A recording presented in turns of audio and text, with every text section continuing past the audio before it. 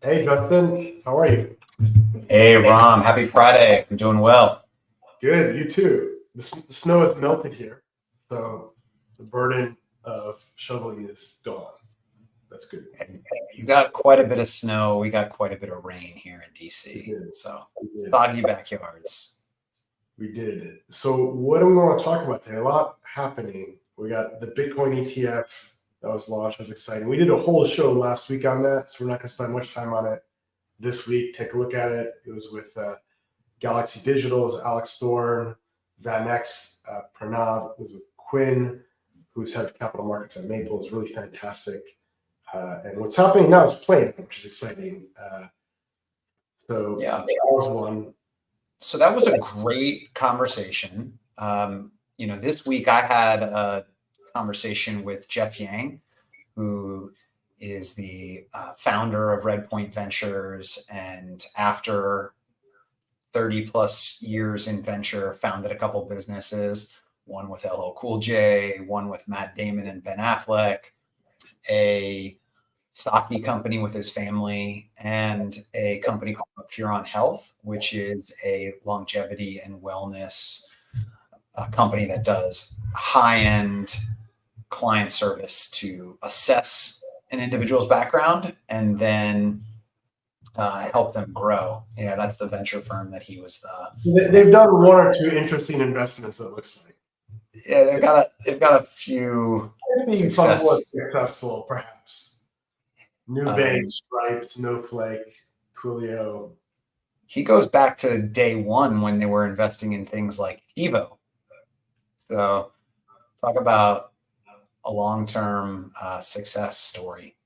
Incredible. I mean, he's on the board of the U.S. Olympic Committee Foundation and Warner Brothers, you name it, he's done it. And now he's focused on longevity, among other things. So what did you all get into in that topic? Was it like how he approaches longevity and tactics, or a lot about the business of Puron Life and how they assess and measure individuals, and then how they help them grow across what dimension. So I think he talked about 4 dimensions of health: metabolic, cognitive, physical, and mental. How they holistically evaluate individuals, and then how they coach them up, and then how data drives their approach. Also talked about what they see in different decades of life and how intervention at certain times is what that can mean for your health span, because we all want a long life, but we also want to be healthy through that long life, right? So the concept is not just live a long time, but be healthy for a long time. And so that's really their focus, is health span. So it was a great conversation. Podcast launched this week. Check it out. Great conversation. So let's look up Lumina Legacy on Apple, Spotify, etc. And this is the Parian Life. So they cater to wealthy individuals that want concierge services to extend life, or it's just really, or how does one relate to this service exactly? Yeah, that's right. This is for the executive out there who says, I want the data and science behind elite athletes for my health and longevity. Got it. They've got a team of experts, whether it's physical trainers, nutritionists, quite a team, and built a lot of interesting technology and really have the capability to help identify what you need to do to achieve your long-term goals. Super interesting. There's a lot of focus on longevity, and I know it's one of our secular investment trends, our personal interests. A lot of clients ask us about it. Fred Eshram, the founder of Coinbase and Paradigm, announced he's shifting to longevity. So, what good is money if you can't live long? That's exactly right. I mean, I think Sam Altman has a little venture in that space. Yep. To help people live another decade. Awesome. So I wrapped up on. Go ahead. Yeah. What I was going to say as a kind of conversation is you were really on top of the Bitcoin ETF, as well as the implications for the last 6 or more months about some of the upcoming regulatory decisions that would need to be made, and the market conditions that existed as a result of that. And so to me, you made a good decision many, many months ago. And I want us to talk a little bit about how do you make a good decision. I have frameworks for decision making. I know you have frameworks. Right. We have frameworks in common, but I think having a conversation about that would be really interesting. Let's do that. That's a really fun topic. This is a great building block, evergreen conversation. I've written out my decision-making framework. Actually, I have it in a Google Doc. Actually, I just am looking at it right now too, although I could do it off the top of my head. Yeah, so decision-making. I think the first step is, what are the stakes? Are the stakes high or are the stakes low? Because your approach changes. I share that as a first step. I think let's hang on that first step for a second. I think that's a really big one because I talk about it as kind of like reversible versus irreversible decisions. I was going to go there next. That was the second one, right? Yeah. I guess they could be high stakes or low stakes and reversible or irreversible. So maybe it's a 2x2 matrix there. But if you get to make the decision again frequently, and it's reversible, don't overthink it, right? So that's step one. Right. Correct. Exactly. It's what's the level of scrutiny you have to place on making the best decision, because everything costs time. And are you focused on the right decision? So yeah, no, I agree. If it's irreversible and it's low cost, low stakes, like what you're having at the brunch tomorrow doesn't matter, right? Just make a decision. But if it's high stakes, and the high stakes ones are so important that they each may have their own sub decision making framework, like hiring is one. Who you get married to is another one. Yes. And each of these I have a decision making framework for. I've only been married once. Who you start a business with? Oh yeah. Selecting a co-founder, absolutely, is a big one. I mean, all those decisions I've spent more time on than like what car do you buy, to be honest. I mean, they're that big a deal. Yeah. I mean, that's a reversible decision, even though there might be some financial consequences. You don't like your car, you sell it. I mean, unless you bought a brand new car, it doesn't really even lose value. Like if you're buying a 2-year-old car, yeah, it's a completely reversible decision. It might cost them time and headache to resell it, but truthfully, it's a quite reversible decision. And here's where reversibility and stakes come together as an investing, right? Mm-hmm. So if you're investing in a private equity venture capital investment, private equity fund, or a small business, if it's not liquid, then the stakes are high. So you got to get that right. By the way, even if it is liquid, the stakes are high. And this is the point that Warren Buffett makes, where he's like, look, just act as if you only have 10 investments you can make. You punch a hole in a card, and when you punch 10 holes, you're done. Mm-hmm. And his point is act like an owner. And what he's saying is raise the stakes. I know more people that spend more time researching the best snowblower than making a stock. They'll spend 3 hours researching the snowblower. I've seen this happen before. Or the leaf blower is the other. I believe it. Yeah. Right? No, to the Warren Buffett, I learned this from Nigel Morris, the founder of QED and one of the co-founders of Capital One. He would ask his partners, and if this was your last dollar to invest, would you invest it in this company? And I like that mental model as well. I like that. Investing. I like that as well. So, right, are the stakes high? Is it reversible or is it liquid? And then if the stakes are high enough, there may be its own framework. And we should talk about some of those too, because they're fun to get into. Now, once you're within the decision set, so you said, all right, we're looking at a decision. My first item I focus on is, what is the primary consideration? I don't like pros and cons lists. I think they're the worst, actually, for making a decision. I know a lot of people like, oh, you make a pro and con list. if you're not sure what the primary consideration is, then go make the pro and con list, but then focus truly on what matters and make it narrow. In fact, try to force yourself to make it one factor, one primary consideration. So can you give me an example of what you mean by a primary consideration? Yes. So here's an example. Should I go to this conference or not? Really simple decision. Happens a lot. People on your team will say, I want to go to this conference. You got to make a decision. So my primary consideration, the decision rule I do is very simple. Are my customers going to be there or not? If yes, then I'll go. If not, then I won't. I can have a pro con list saying, our contractors I can do business with will be there. Will I learn from the conference through a panel? Is it convenient for me to go to? Did I go last year? Am I invited to speak on a panel? I can come up with like 15 things on a list. And probably 12 of them will say go. I know someone there. I got invited to speak on a panel. I have a friend there. I can learn something new. Probably 12 of them will say go. And that is the danger of self-deception, which is the killer of a good decision. Self-deception. You are your own worst enemy when it comes to making a good decision. And if you can focus on the primary consideration, matters so much. And Warren Buffett talks about this, and Charlie Munger, when it comes to investing in business and teams. And you talked about this with selecting co-founders too, is like honor and integrity, right?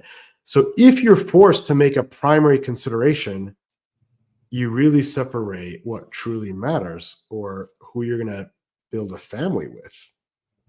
You start to look at superficial items, and then of course you bring in other considerations, right? But you try to get past important considerations first. You try to falsify those first. So is there a kind of relationship between the, say, stakes involved and the number of considerations, right? So we're only right now in this quadrant of irreversible high stakes decisions. And then do you start to add secondary and tertiary considerations the higher the stakes go?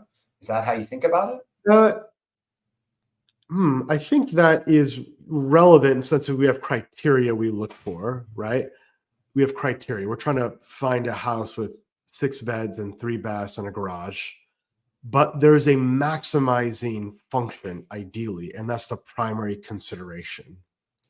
The criteria help to filter, but ideally we're maximizing. In the same way, like when you're hiring world-class talent, what are we solving? What are we trying to maximize here? There's of course criteria. There's minimum criteria required. They speak English, whatever. Like hopefully there's higher criteria than that. But give you an example, right? Sure. But there's something like, what's the spike that this talent has that we're going to maximize for? Like if you're looking for a product manager, there are many kinds of product managers, and one JD won't necessarily narrowly select for that. You have the product manager that is go-to-market focused. You have a product manager that is good at going from 0 to 1 and discovery and that iteration and finding product market fit. There's another product manager who's a technical product manager, has those more narrow. And look, of course, you could say, well, no, those are actually 3 different roles. But most startups will say, I have a JD for a product manager. And there are different kinds of products. Some product managers manage teams or have not and have to influence engineers.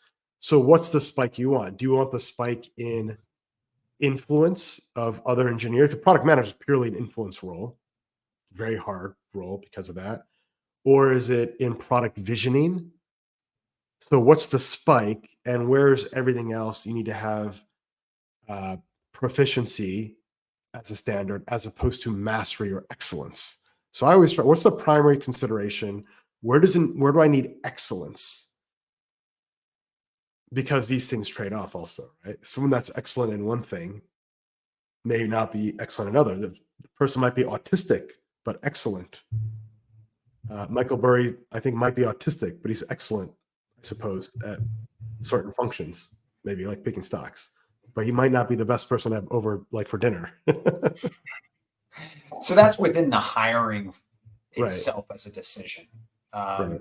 If we look broader at decision making, where after the primary consideration do you go? Or is that like once you've solved primary consideration, does that make the decision for you? I think the primary consideration is it's like where to focus, right? And then I don't think it's purely an analytical process of grids and you put criteria there and you're done. I think another key part of it is, well, how do you know you made the best decision possible? Fine, you've identified the primary consideration. And that's where having comps help to really protect yourself against self-deception. And so what I try to do there is imagine in my mind's eye either a conception, back to the hiring example, of the perfect profile or something in past experience that I can look at, as opposed to assessing what's been displayed in front of me, because that's just whatever's in front of us here. And our imagination experience may have a different standard. And that's the hardest part, because we're always reacting to the present need. I got to get this thing done. I got to move the ball forward on this. And what am I looking at right now, as opposed to looking, up and out. So that's the hard part of making a good decision. Do you ever use a kind of mental model of regret minimization? Have you ever thought of that? I like that model a lot too. Yes, obviously that's like the Jeff Bezos reason why he started Amazon. It's a good question. I think it depends on certain types of decisions, right? Sure. Right. So certainly if you want a life of adventure and you're planning your life, then maybe that's the way to go.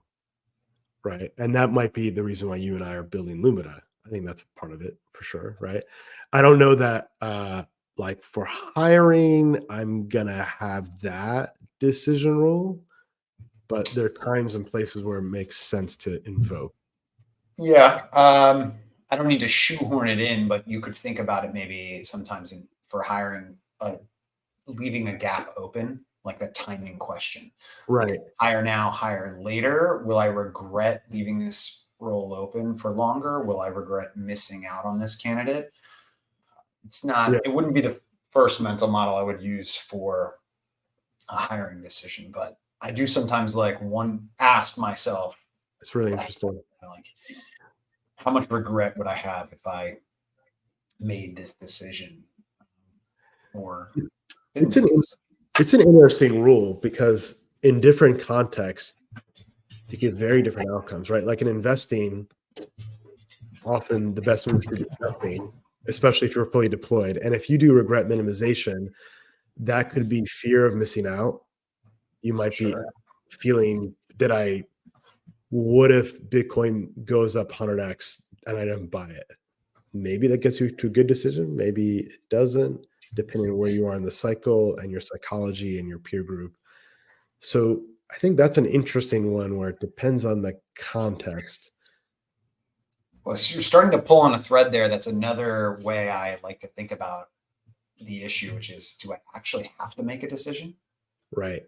Because sometimes you start analyzing the question, you think you have a decision to make, and you never step back and say, well, do I really even have to make a decision? Right. Like, could this resolve itself without a decision? Like, I get that one as a parent a lot with my kids. They're asking me to weigh in on a particular debate that they're having. And as a more naive parent, I was weighing in on things. And then over time, I started to say, well, do I really need to make this decision or weigh in on this? It's not a perfect example, but it comes up in a lot of other areas. But I realize sometimes I'm going to step back and they're going to figure it out. And so I don't need to make a decision. I like that. And as you know, there are a lot of studies that show the fewer decisions you can make, the better, because they'll be higher quality, and front load your decisions during the day because you get decision fatigue. Yes. So I almost have like a wall where before I even assess a decision, I ask myself, like, can I just kick this back out? Like, I know you're asking me for a decision here, or someone's asking, we have a marketing team. Like, Rob, should we do this or that? Like, how do I find the principle and then spit back the principle and then, okay, low stakes, go make the decision. You might screw up, you might make a mistake, and I'll let you know on the back end after you do that. Yes. Well, that's another one. I think that brings up decision making within companies, because there's a lot of psychology that goes into decision making within group settings that I think is an important component that sits adjacent to decision making, but is just as important. And it leads to buy-in or internal animosity, right? So I know that in the past, I've experienced and made others experience, based on my own process, somebody feeling like a lack of transparency. And I used to think, oh, I'm so transparent. I'm telling you exactly what I did and why I did it.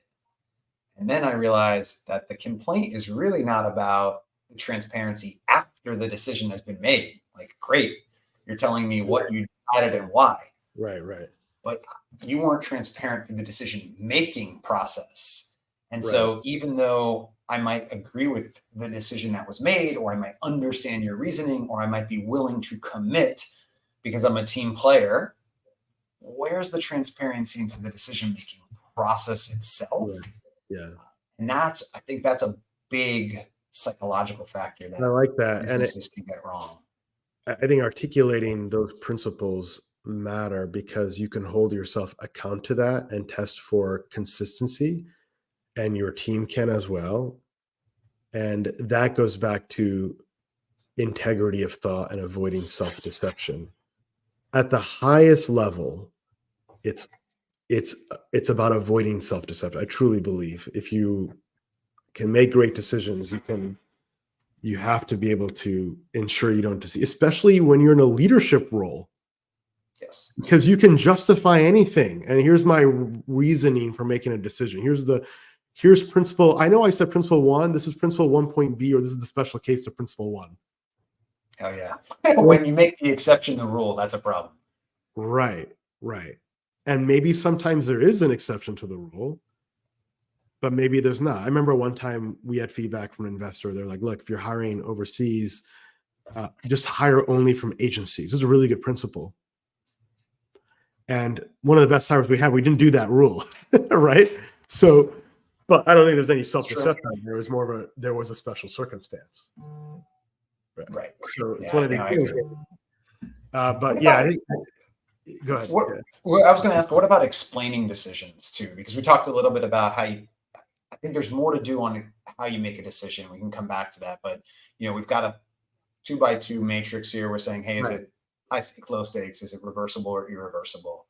Spend the most time on irreversible, high stakes decisions. Don't overthink reversible, low stake decisions. You're going to get to order food again in 4 hours, just eat.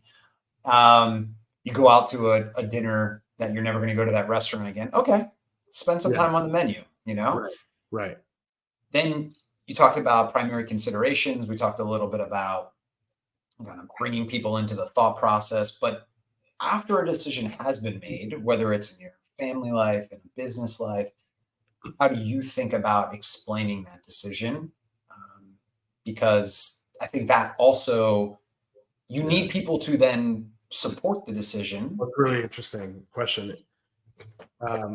Right. Well, it obviously matters on the context too. When I knew I had a strong intention to get engaged, I introduced my wife to my friends and family one by one. That's a strategy. Mm-hmm. Right.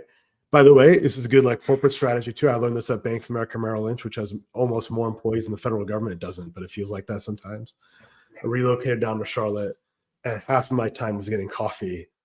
Everyone would get coffee, and you have the meeting before the meeting after the meeting. I was like, okay, I think I figured out how this part works. I think I maximized my potential here. Yeah, there's a little Sun Tzu action, right? Like you gotta know that you've already won the war before you fight the battle. Right. But that was just like, okay, so you meet with your stakeholders. Yes. And you introduce the topic and address issues in a different setting where people will actually voice them, because in a public setting people may not. So if you have a multi-stakeholder decision, then that approach can help. And that's leading up to decision. For communicating the decision, that could be a bit different. How do you look at that? Yeah, so I would say, right, there's the group decision making and the context that goes into that and how you kind of get buy-in. From Yeah. communicating the decision, I have a 5-part framework that I typically like. I think it can be used for both the kind of stakeholder management and the downstream communication. I learned this from a colleague, investor, and board member, and she's just the best. And she taught me that kind of part one is like, what was I asked to do? Right? Like just making sure you're clear on like, what was the task? What was the decision to be made? Because sometimes people are actually talking past each other. They're not sure what the decision is. Clarity, right. Clarity on what was asked and what's the decision to be made. The second would be, okay, what were the alternatives I considered? Because you can make a decision and there's many alternatives, and understanding and providing clarity around, hey, here are the alternatives that were considered. Here's the recommendation, right? Like, let's go with, out of those alternatives, here's what I'm recommending. Why? Then before that, what's the framework I use to make the decision? Then what is the recommendation? Right. And then the last would be, what are the risks of not accepting the recommendation? That's when you're kind of getting buy-in. And then you can kind of flip that when you're communicating it to others. Like, what's the risk of us not committing to this decision? Yeah. And I think that gives them, whether it's a stakeholder making the decision with you, whether it's that colleagues or direct reports or others in your team or friend group or family or organization, not writing memos to my family, but right. You're just kind of like thinking through it. That'll give them understanding of, hey, like, what were the options on the table? How did I think about those options? Out of those options, what do I recommend? And what's the risk of not going in that direction? And usually that is all the information that people need to understand and make a good decision. That's more thorough than my framework. That's for sure. I'm explaining the decision. That's usually not my forte. But yeah, that's I like that framework. I'll say one other key part to the decision making, though, is it's the standard that you apply in making the decision. And we talked a little bit about that, conceiving of a high standard. Very important. Defaults can be helpful for quick decisions as well. Like maybe it's a low carb diet. What's a low carb option? Okay, let's go find that if that's the case. Or even just where am I going to get gas? Go to the same spot. But another key standard to focus on is your intuitive feeling. For example, Bezos calls it the hell yes standard. It's like, you got to feel hell yes about that decision. I'm so glad you brought that up, because I was actually just thinking, hey, we've talked a lot about frameworks and analysis and thoughtful decision making, but where's the role for gut? Yeah, gut is an important role to play. I do believe there's such a thing as intuition that transcends logic and reasoning. And so I think that's important to access and channel. However, and it goes back to self-deception again. You've got to make sure you're listening to the right inner quiet voice that knows best. Because there's another voice that's very loud and is really good at having your ear. In fact, it has your ear most of the time, 80% of the time. So to the voice that tells you to hit snooze? Yes, exactly. The same voice that says, the good decision is get more rest. Don't get out of bed. You put in a good day's work, all of that. Why don't you pop on Netflix and popcorn for the next 3 hours instead of spending time with the kids, going for a walk with your wife? or whatever it might be, or cutting back alcohol, or going to bed and maintaining sleep consistency, right? So it goes back to, this is avoiding self-deception, so important. And then the question is, well, how do you ensure you can access that? I think one is nature and going for a walk. It's important. Two is sleeping on it does work a lot. Often in the moment, especially after I interview someone, there's a part of me that's like, oh yeah, I really want to hire this person, but there's a softer voice that says, no, Ram, what are you doing? But when I go to sleep at night, wake up, the other voice is like, Ram, come on, what are you doing here? And sleep when and you shower is what I like to sleep and shower, I agree. And when you wake up, sleep and shower, those are both great spaces. And walking, I think in the morning, same thing there. And the clarity of reasoning, at least for me, I find is best like right when you first wake up or take a shower or for a walk, rather than like we're 4 p.m. Eastern time now. No, because there's too much other stuff floating around in there. And even asking yourself before you go to bed, here's a decision I want to task my subconscious with, let's say. It's interesting. I should do this more often. I've heard this before. I don't do it enough. I wish I did it more often. Right now, the decision or the instruction to give to my subconscious is, hey, I want to have a lucid dream tonight. And that's mostly the focus and the task I give to my subconscious, which has been inconsistent, unfortunately. But I think there's a lot of merit to that. If you can organize the problem statement, define the problem statement, reiterate it, and task yourself, and don't ruminate on it. That's the worst, especially before you're going to sleep. Relax, have a nice tea, go to bed, then wake up, and then there's a lot more clarity. I'm gonna let my dogs out of the office. Somebody's knocking at the front door. One moment. So I'll tell a story about my wife and my experience there. So I had the hell yes intuitive gut feeling decision. Okay. Now here's the thing. I met my wife late September, and our first travel date was in Columbus Day weekend, which is something I try to do quickly to travel. It can be a short trip somewhere, anywhere, hike, mountain, skiing, whatever it is, to falsify my intuition and my gut, because it's a high stakes decision. And of course it's emotional. And we got engaged within a few months and got married quickly. And the funny thing about it is all my prior serious relationships were 2 years in length. And even I told myself, like, oh, like I'm like a get it past 4 seasons guy. Like that was my old decision rule. Get past the 4 seasons so you figure out like how the holidays work. Then you introduce to the family naturally and you go. And here's where I met someone like, I want to move fast. Like I'm inspired. I want to build a family. I don't want to waste time. The intuitive resonance, the hell yes is there. And so what I did is I tried to falsify quickly. So I took her on a ski trip. Ski trip was the best litmus test. I falsified 3 relationships fast with that one. That take someone skiing. You don't have to be a great skier yourself.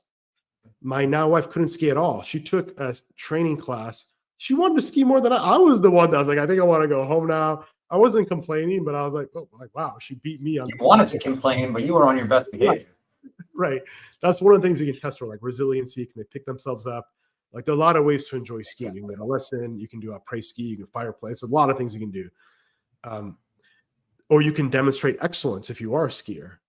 There's a lot of things you can do, right? If you're not a skier, you can do something. Now, the second one was I introduced her to coworkers and just like take her into professional settings, see what happened there.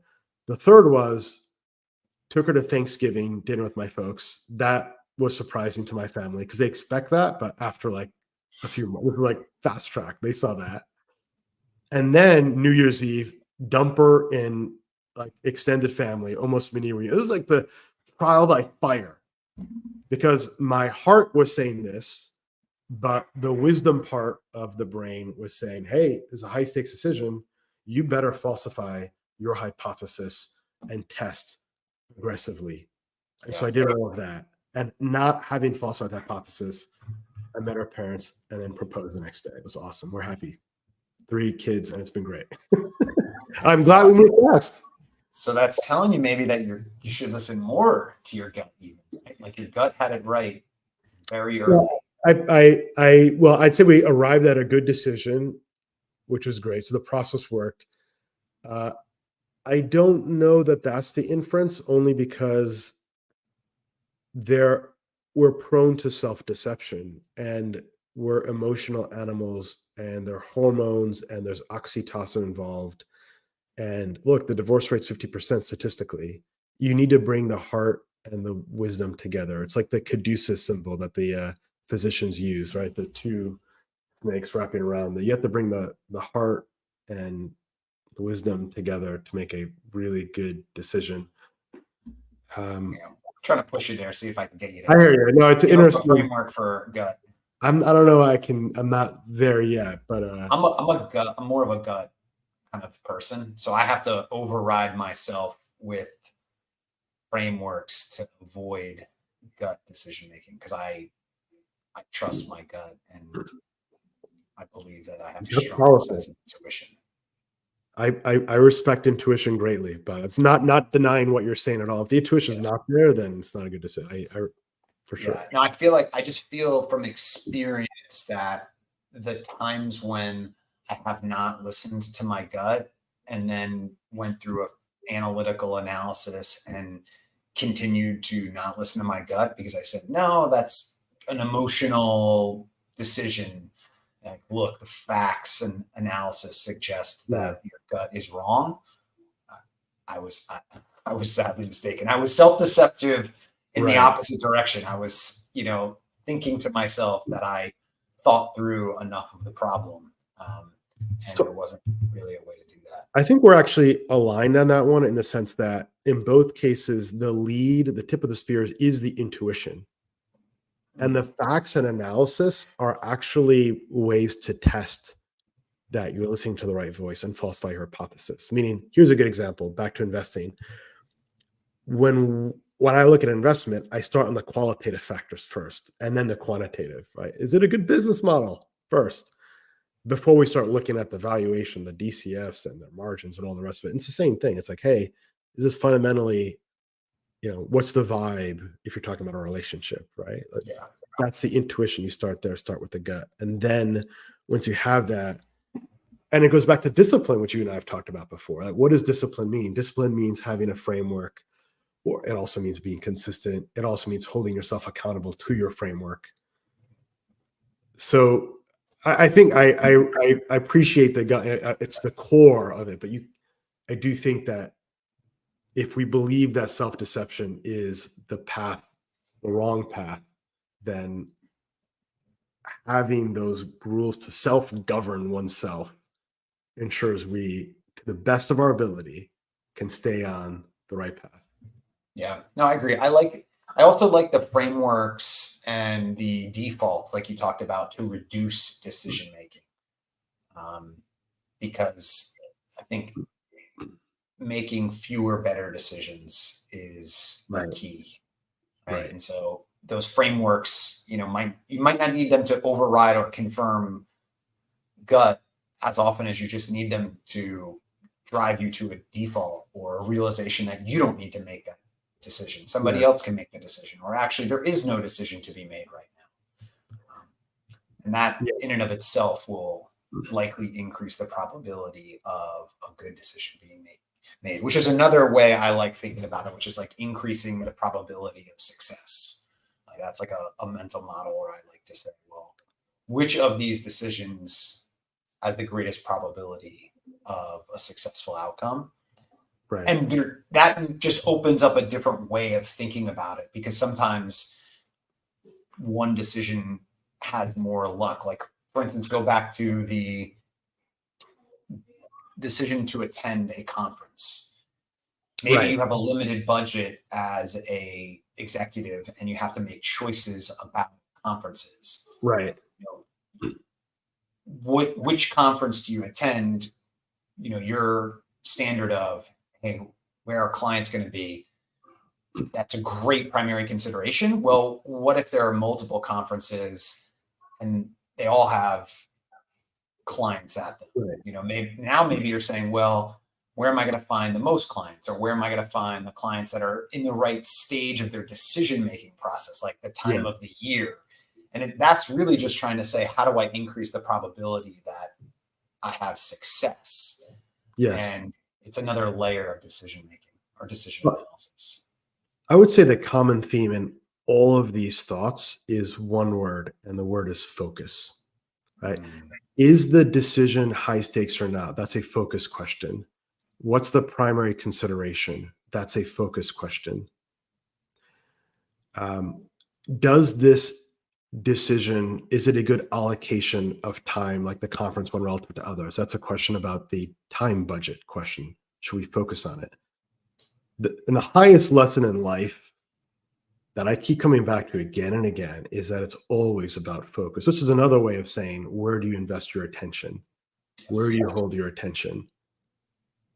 And saying no to a lot of things, decisions you don't have to make, information diet that you don't need to consume, relationships that you should not be investing in, or relationships you should be investing in. Mhm. And going back to defaults, some of my defaults are, one is, what are my primary duties and obligations? That's number one. Now, it's interesting when duties conflict. The second is like, be kind. It's a good default. Just be kind. If it's a low stakes decision, just be kind.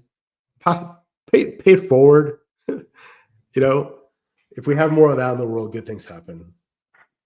I agree. Be kind. I also like your primary duties.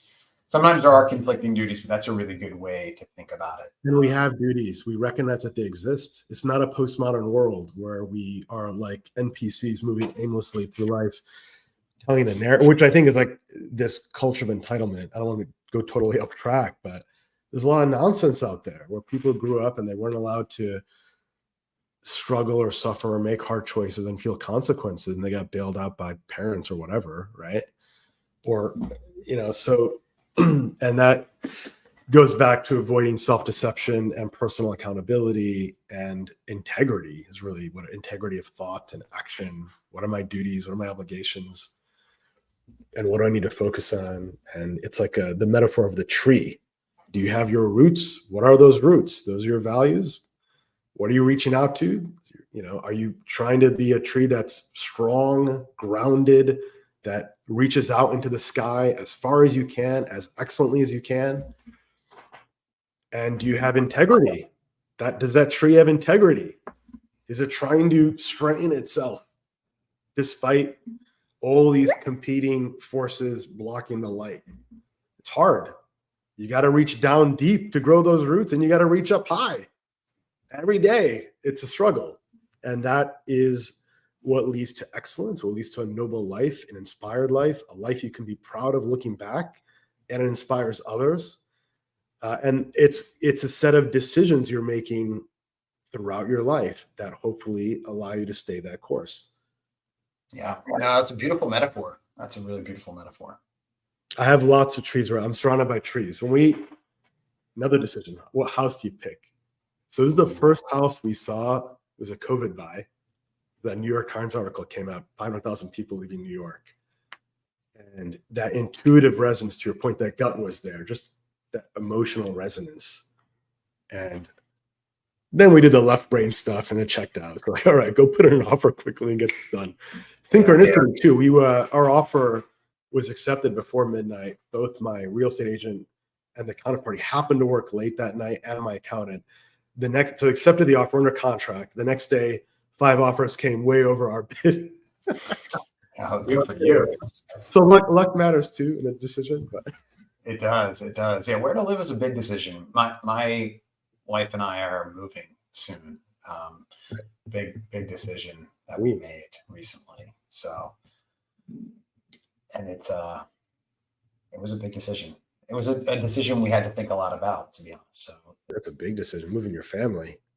Yeah, not too far, but okay. Still, this is the house my children. Well, you grew up as a mobile child. You had a mobile experience. I had quite the mobile experience. Yeah, I went to 11 schools before my freshman year of high school, so I gave my children the exact opposite experience. So funny. My eldest lived in our prior house for like a year and a half, but we've been in this house for over a decade. And my kids have gone to like the same school / on the same campus, but in probably 4 or 5 months, we're moving into a house that we're renovating. And so it was a big decision. Do we leave a house that we love? How do we decide? But Yeah. That's another topic for another time, is how is our experience having been raised impacted how we parent our kids? There are certainly things that I've done the opposite of my own experience, to your point, and some things I've done the same. So yeah, that's a funny thing to think about, because I see moments where I know I'm either saying exactly what my dad said to me or the exact opposite. And there's it's one or very negative little one. in between, I feel. Right. It's one of the, You it's know? this way or the exact opposite. Yeah. There's not a zero correlation anywhere. No. It's like if it resonated positively, I follow it. If it resonated negatively, I'm 180 degrees away from that approach. So Interesting. it's interesting. And it'll be a good topic for another day, because our kids are different ages. So we're at different stages of life. Yeah, absolutely. With Absolutely. It'll be a lot of fun. It'll be a lot of fun. All right. Any good plans for the weekend? I don't even think about the weekend until my Friday is done. I really cannot look beyond it. In the same way, like when I start Monday morning, if someone asks me, how's your weekend? I have like a blank screen in my head, and it takes me a few minutes to get. So I don't know. I'm sure. Okay, we're exactly the same then. I'm from a decision-making standpoint, I have no decisions to make yet. The weekend will be here, and then I'll decide what has to happen. That's what it is. Yeah, we'll figure it out. My dad's birthday was yesterday, so we called him up, and I think Nice. we'll. Usually, I visit him on his birthday every weekend. My stepmother's birthday is today, so we're gonna call her shortly as a family now that my kids are back from school. We love the FaceTime. It's great. The kids like run around the house with the phone, taking turns, and they have a great relationship, which is great. We saw them for New Year's Eve, but I don't know. Maybe we'll surprise them. Just drive up there and hang out too. That could be a lot of fun. But try to Not if he's watching. Oh no, he's not. I don't think he even knows this exists. That's something I should fix on that part. But terrific. Anything else, Justin? I will only close on an interesting note that you can keep checking in on me. So I picked up a new sport this week. Oh wow, what's that? I'm trying out ice hockey. So were you playing hockey in high school at all, or no? No, never. You know how to skate. I played a little bit of roller hockey, and I knew how to skate. So it's like not starting from zero, but basically zero, with the ability to skate a little bit. And so I did it twice this week, and it was awesome. So I don't know, a whole new opportunity. Well, good psychological resilience through ice hockey. That's one. Two, I gotta imagine there's a good correlation between litigators and ice hockey. Yeah, probably, but maybe that diminishes the likelihood that I want to accidentally hit anybody. Right. It depends on what position you play, whether you're prosecution or defense. But yeah, that's probably true. No, it's a mixed set of people out there, but everybody's I guess willing to go out and try something new. And that's awesome. It's great that you're learning a new sport. I got to get into sports again. Dude, right now I'm just wrestling with my kids, and that's fine. Yeah, that was the nice thing, is just to add a sense of competition again. Because I work out a lot, but very different than going out there and having a little bit of competition. Or sport, performance, competition, all these things go hand in hand. Absolutely. Exactly. Well, let's call it a wrap. All right. Have a great weekend. Likewise, Justin. Thank you. You too.